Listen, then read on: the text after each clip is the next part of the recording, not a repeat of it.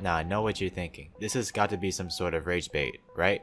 Nope. Well, yes, but not entirely. Most people know that Bleach is regarded to be the strongest in the big three when it comes to power, but most people don't understand just how much stronger the Bleach universe is compared to Naruto and One Piece. Even to this day, there are still people downplaying Bleach and its scaling, saying they are much weaker than what they actually are. So for today's video, I'll be scaling a considered low tier in the Bleach verse, being Orihime, and seeing how she will stack up against every single top tier in Naruto, along with his entire cast. Is she able to clear the whole verse? Or will she eventually get overwhelmed by the amount of hacks and power Naruto has to offer? If you want more videos like this, then of course be sure to like and subscribe and comment what other videos you guys want next. And with that out of the way, let's start with the Orihime scale. During my reread of Bleach for the Gauntlet videos, I came across some interesting scales for different characters. I must have seemed to forgot during my first read. One of those characters being Orihime. Before I begin with the Orihime scale, I want to point out that this video is inspired by long stakes. Starting with AP, it's going to get a bit weird since she's mainly a medic and doesn't use her combat ability and Tsubaki. Having this, we know she's able to have direct attacks if needed. Most of her attacks and or damage derives from her block and reject, which all in all is a counter attack that absorbs said attack and redirect it as her own. Since this is used as a shield metric, we know her defense AP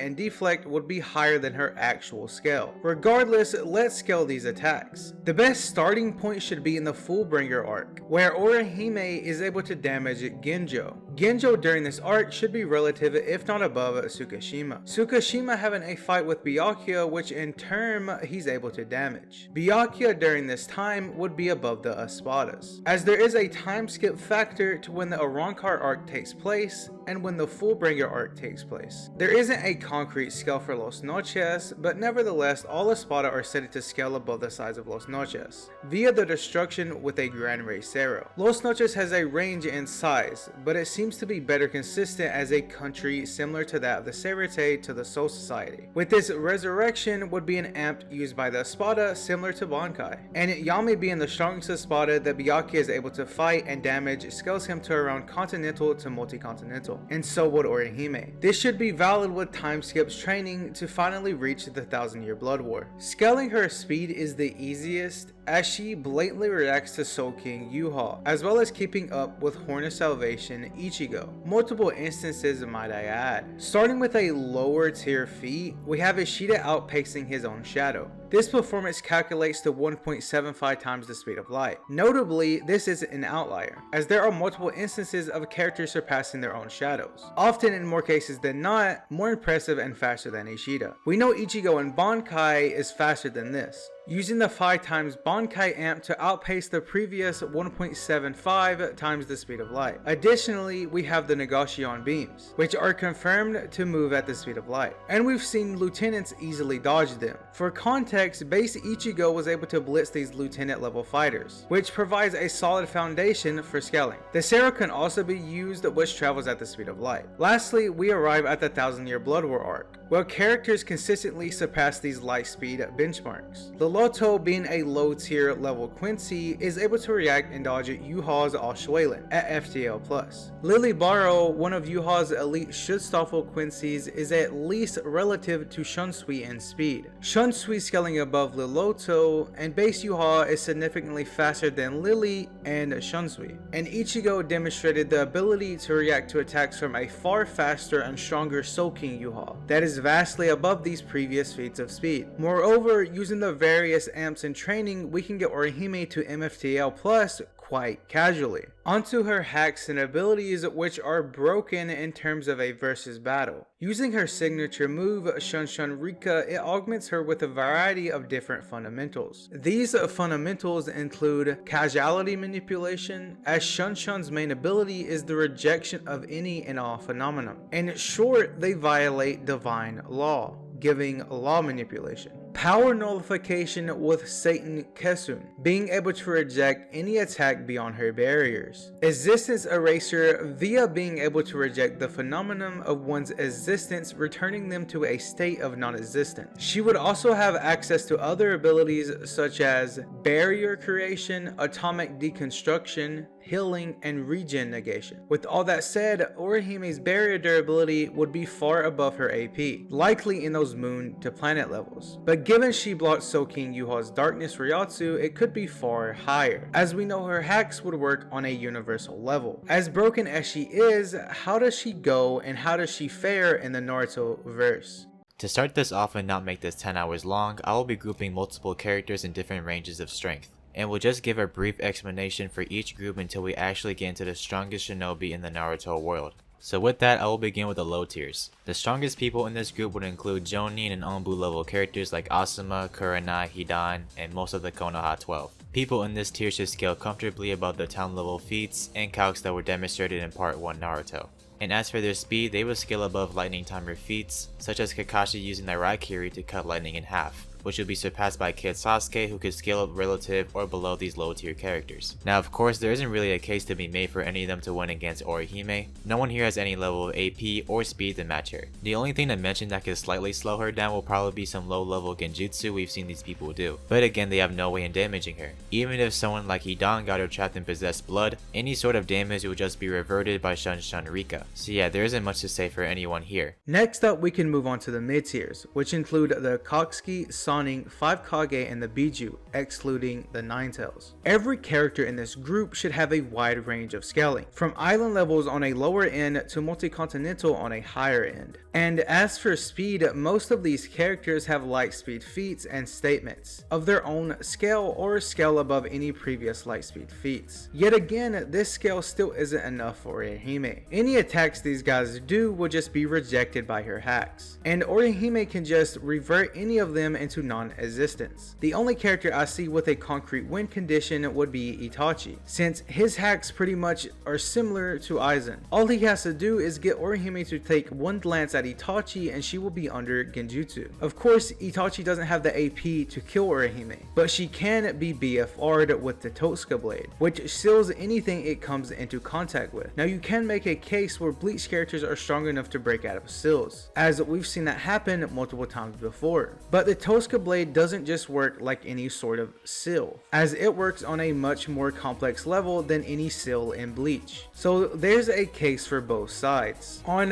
one hand, we have Orihime blitzing and killing Itachi breaking out of the seal. However, it is likely that she can't just raw break out of a seal, and all she would have to do is take a glance at Itachi and she would be under a genjutsu. So if you want that to be a win condition for Itachi, it certainly is, as she is much more faster than Itachi, but all she has to do is take a glance at him. But 9 times out of 10, it's more realistic that Orihime just wins, as she just has the raw stats to blitz and one-shot Itachi along with any other character in this tier. And with that over with, we can finally get into the high tiers, which is basically any major player within the 4th Great Ninja War, Madara, Obito, Team 7, the first 4 Hokage, and the Otsutsuki. Of course, any character here would far scale above the Ninetales, which has the statement of turning the world to ash. And characters on this tier have their own planet busting feats, such as Madara and Hagoromo's summoning of the God Tree, which has planetary calculations, which would line up considering a much weaker Madara was able to ragdoll all of the Biju, who all have island to multi-continental levels of power. And every character in this tier would far surpass this, and when we get into the endgame players such as Naruto, Sasuke, and Kakashi,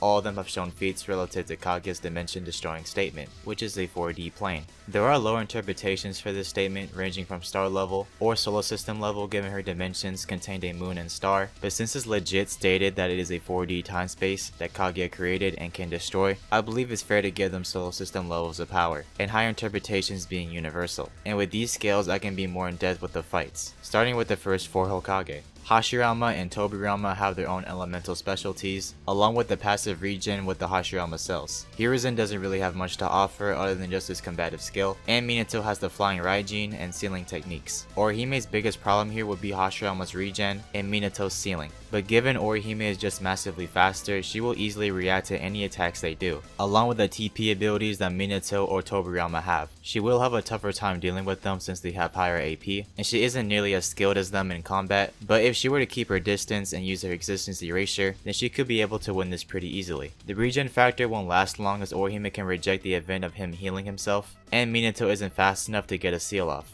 So with that, I think Orihime should clear the Hokage. Now I can talk about Obito. Obito does have win cons being Kamui, which allows him to transfer anything and anyone into a separate dimension, with BFR being another win factor. The problem is, even if Kamui was to be an instantaneous mechanism, Shiten Koshun is a shield that diffuses an impact of any attack instinctively. It's hard to say if Kamui would teleport the shield or would get deflected, but it's safe to assume Orihime would reject it, since the power to reject any and all phenomenon is above that of Kamui. His AP is higher, but his speed lacks the capability to keep up with Orihime, so it's likely she straight up erases his existence before he can even react. As for Madara, he has one of the largest kits here, having access to a multitude of abilities such as Limo clones, Genjutsu, Izanami, Truth-seeking orbs, and his infinite Tsukiyomi. Despite the speed, Madara so far has the biggest chance in winning, with the infinite Tsukiyomi. If he is able to get that off, then that'll seal the deal of this entire fight, as she has no way out of it, and Madara is strong enough to easily kill her post Genjutsu, and her barriers wouldn't be able to save her due to his Limbo clones. And obviously, in hand-to-hand up close, she isn't beating Madara, so Orihime's only chance in winning here would be through her existence erasure and sheer speed. But since the infinite Tsukiyomi does take a substantial amount of time to operate, Orihime should still be able to pull the W. Again, Orihime is still far faster and still has ways of negating whatever advance Madara does to her, and she doesn't need the AP to kill Madara thanks to existence erasure. And if we were to say that Madara could reverse his own events like with Izanami, then Orihime could do the same as well with much less risk, since Madara would need to lose his eyes for Izanami to work. So for those reasons, Orihime should still take this pretty easily. And with that, I can move on to the final endgame characters, Team 7 and the Atsuki. And by Atsuki, I'm mainly talking about Hagoromo and Kaguya. Hagoromo by far being the most hacked out character in the verse, but I'll only just mention the win cons, which are his wide array of seals and truth-seeking orbs. All of these could be considered win cons depending on how fast Hagoromo is. There isn't any speed feats from him, but since he is far above the likes of 3-eyed Jubidara, he should be faster as well, possibly being in the MFTL range of speed. If he is fast enough to land the truth-seeking orbs on Orihime, then that would then power null her Shanshan Rika and barriers, and allow him to damage her soul. And with the seals, his Jubaku Tensei also grants power null, making it an easier time to BFR Orihime without her having to reject the events. But this is just me speculating Hagoromo has the speed to do this. If not, then Orihime will still win. Hagoromo is considered immortal, but having his entire being reverted into non-existence probably won't keep him alive. I'd say this fight could go either way depending how fast you believe Hagoromo is. Both have the chance to just one-shot each other, but I will say Orihime wins to get to the final opponents: Naruto, Sasuke, Kakashi, and Kaguya. I'm grouping all of these people together to just say this is where Orihime loses. I give a bunch of arguments for her thanks to her massive speed edge, but at this point these 4 should easily be in the MFTO plus range, due to the sheer amount of multipliers all of these characters got during the war arc. And by this point, all 4 just have too many hacks for Orihime to deal with. She won't be able to escape Sasuke's Genjutsu, nor Kakashi's Kamui, both being instant win conditions against her.